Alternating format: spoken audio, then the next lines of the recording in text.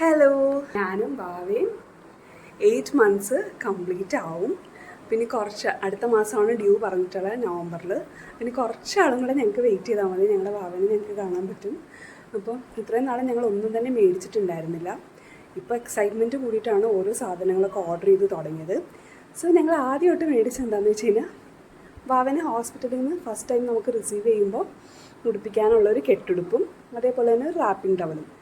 ഇത് ഇൻസ്റ്റാഗ്രാം പേജിൽ നിന്നാണ് മേടിച്ചിട്ടുള്ളത്, ബേബി ബൂ ബൈ ഒലീവിയ.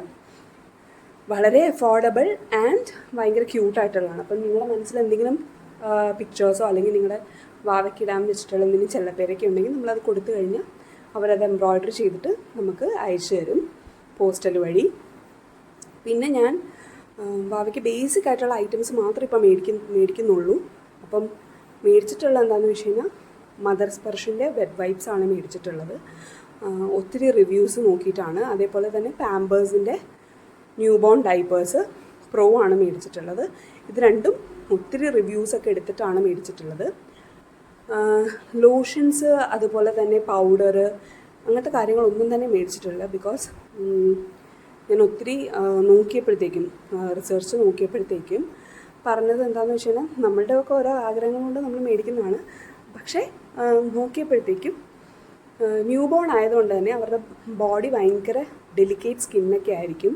അപ്പം ചിലപ്പം അവർക്ക് ഈ ലോഷൻസും കാര്യങ്ങളൊക്കെ ഇടുമ്പോൾ ചിലപ്പം അലർജിക്ക് വരാൻ ചാൻസ് ഉണ്ട്. അപ്പോൾ വാവ വന്നു കഴിഞ്ഞിട്ട് നമ്മൾ ഡോക്ടറിൻ്റെ റെക്കമെൻഡേഷനിൽ അതൊക്കെ മേടിക്കാമെന്നാണ് വിചാരിച്ചിട്ടുള്ളത്. പിന്നെ വാവനെ ക്രിബിൽ കിടത്തുമ്പോഴത്തേക്കും ബെഡ് നനയാണ്ടിരിക്കാനായിട്ട്, അവർ മൂത്രമൊക്കെ ഒഴിച്ച് കഴിഞ്ഞാൽ ബെഡ് നനയാണ്ടിരിക്കാനായിട്ട് ഒരു വെറ്റ് പ്രൂഫിംഗ് മാറ്റാണ് മേടിച്ചിട്ടുള്ളത്. അത് മീഷോയിൽ നിന്നാണ് മേടിച്ചിട്ടുള്ളത്. അപ്പം അതിനെന്തോ 200 rupees എന്തോ വരുന്നുള്ളൂ 3 മാറ്റിനെന്തോ. അപ്പം ഇത്രയും സാധനങ്ങളാണ് മേടിച്ചിട്ടുള്ളത്. നമുക്ക് ഇനി കുറച്ചാളും കൂടെ വെയിറ്റ് ചെയ്താൽ മതി. അതിൻ്റെ ഒരു എക്സൈറ്റ്മെൻറ്റ് ഉണ്ട്. ഇതുവരെ എനിക്ക് ലേബറിനെ പറ്റിയിട്ട് ഒരു പേടിയും വന്നിട്ടില്ല. ബിക്കോസ് ഫസ്റ്റ് ടൈമാണ് പ്രസവിക്കുന്നത്. സോ അതിൻ്റെ വേദന ഇതുവരെ ഞാൻ എക്സ്പീരിയൻസ് ചെയ്തിട്ടില്ല. എനിവേ ഞാൻ ഭയങ്കര എക്സൈറ്റഡ് ആണ്.